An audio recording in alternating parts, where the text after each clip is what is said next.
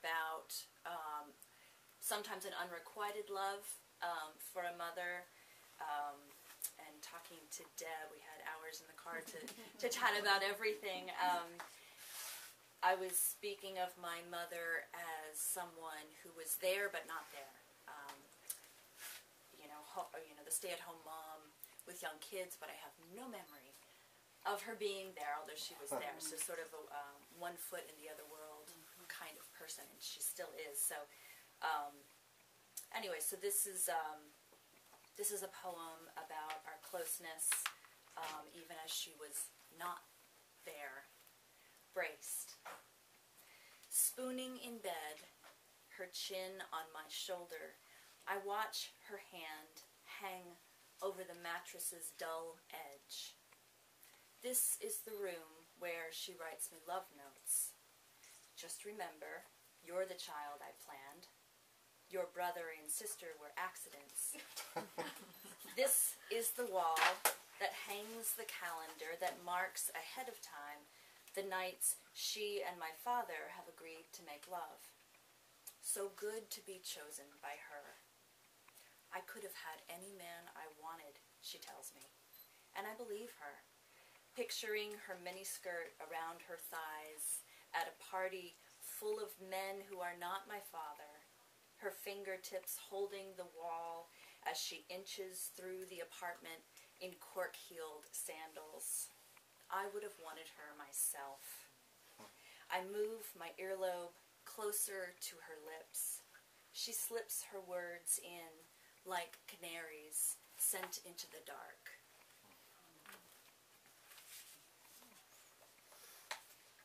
And although my mother was there, one of my few memories of being a little kid and her being at home with us was I would toddle down to the den to find her, but she would be sitting in meditation and have no idea that I was there crawling into her lap. So she was there but not there, and according to her stories, she had left her body, and she'd do that on a daily basis. And so she was there but not there. It's very interesting. This is called faith. My mother said when she meditates, her soul abandons the physical world. It's like practicing death every day. I wanted to go too. I was always looking for outlets. I wrenched cords from sockets to feed. She felt for me between the bed and the wall. I slid easily out. She held me up by an arm and leg, birthed me from dust. I believed in the hundreds of lives. She told me the soul chooses the parents it will have in its next life. It's no accident, then. She held my wrists above my head to keep my nails from scratching me out of my skin. It gave her something to do with her hands. At night, I was allowed one story. I opened Words Divine and read, "This body is like a dream."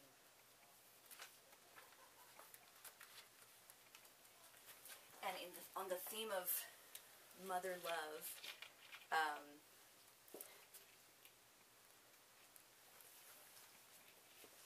looking back, I feel as though I understand our relationship as so intensely close that I think that the father was almost like another.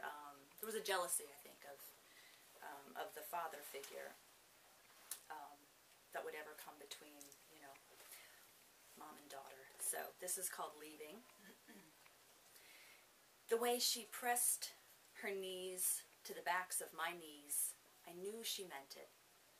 Arms around my shoulders, the cool comma of her wedding band beneath my chin. We would run away together, leave my brother and sister, and go in the middle of the night. If we did, I would never ask for anything again. We lay on her side of the bed, a strand of my father's hair on the pillow beside us.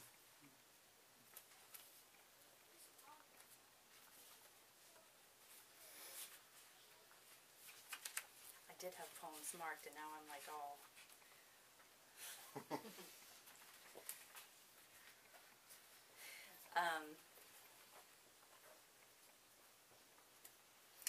and my mother was a smoker forever, and so when I do think of her in my childhood, I think of that, a veil of smoke.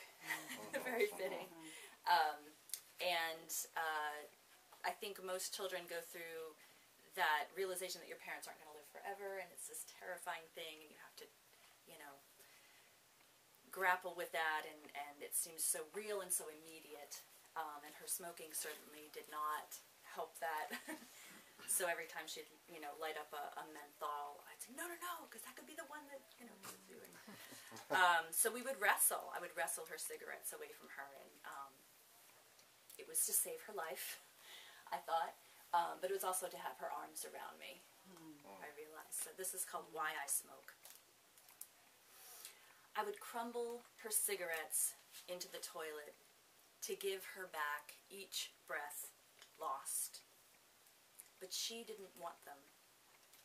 One day, she drove me to Taylor Funeral Home to pick up my brother's ashes. I didn't want them either. I held the box in my lap the whole ride home, waited while she opened the caravan door and unstrapped me. I handed him to her low, as though to clear his head of the roof.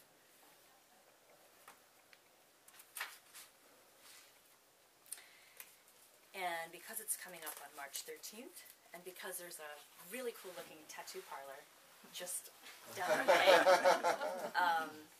I'm going to read a tattoo poem.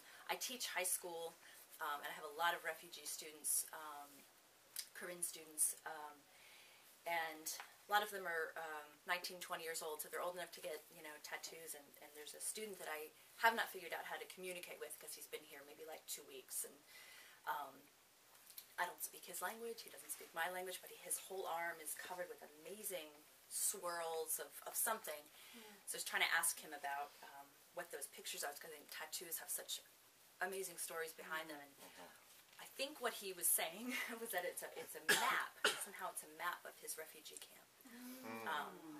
So Monday I'm going to try to get a translator to help me to understand his story. But my brother got a tattoo when he was a teenager, and probably very high, and didn't know that you could bring your own pictures, your own drawings to a tattoo parlor. So he just went in impulsively and was like, that one, you know, and he wanted to get a sign for Gemini because he was proud of being a triple Gemini in his astrology chart. So we had a skull to represent flaming skulls to represent that. So anyway, a week after his death, I went and got the tattoo that I sort of feel like he maybe would have gotten if he had thought it out more. So this is called March 13th, First Tattoo. Too high to know what day it was, my brother wrote, with every goodbye we learn, and dated the journal for 1 week later. It was that Saturday, a week after the accident that killed him. I wanted to spend it with a needle in my arm, in his honor. And I'm going to read one more. Love poem to a mother.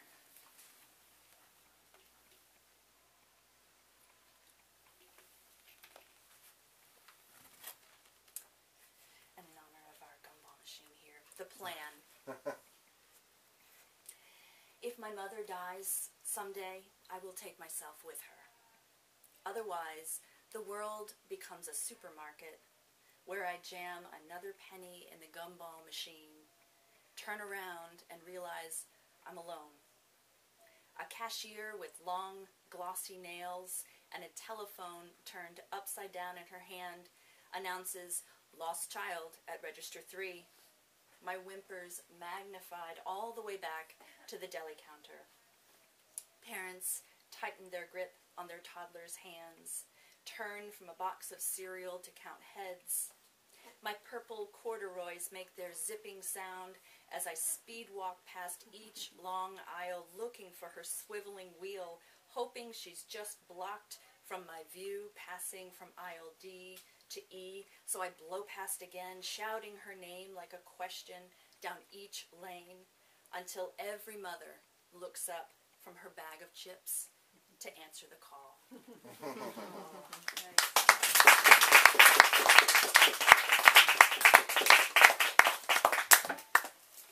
Thank you, Richard, Stephanie, Deborah, and Jesse. That was great.